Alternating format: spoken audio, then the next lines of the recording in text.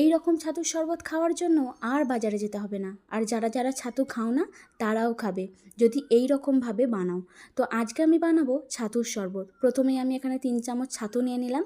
তারপর আমি এখানে 1 চামচ মতো পেঁয়াজ কুচি, একটু ঝাল ঝাল লাগার জন্য আমি এখানে অল্প করে একটু লঙ্কা কুচি দিয়ে দিলাম। তারপর আমি এখানে ফ্রিজের ঠান্ডা জল দিলাম। তোমরা নর্মাল জলও দিতে পারো, যেহেতু এখন গরম তাই আমি ফ্রিজের ঠান্ডা জলটাই দিলাম। এই 3টি উপকরণকে আমি ভালোভাবে চামচের সাহায্যে মিশিয়ে নেব। তারপর একটু মিষ্টি মিষ্টি লাগার জন্য আমি এখানে চিনি দিয়ে দিলাম। আর ফ্লেভারটা বাড়ানোর জন্য আমি এখানে ভাজা জিরে গুঁড়ো দিয়েছিলাম। এটা দিলে ফ্লেভারটাই চেঞ্জ করে দেবে। আর সব সময় কিছু শরবত জাতীয় জিনিসে আমি কিন্তু বিট লবণই দিই, ওটা টেস্টটাকে বাড়ায়। তারপর আমি একটু টক টক ভাব আনার জন্য আমি এখানে একটু লেবুর রস চিপে দিলাম। তারপর ওপর থেকে কয়েকটা বরফের টুকরো দিলাম। তারপর কি আরও সুন্দর দেখার জন্য আমি অল্প ভাজা জিরে গুঁড়োটা একটু ছড়িয়ে দিয়েছিলাম। ব্যাস, ছাতুর শরবত রেডি।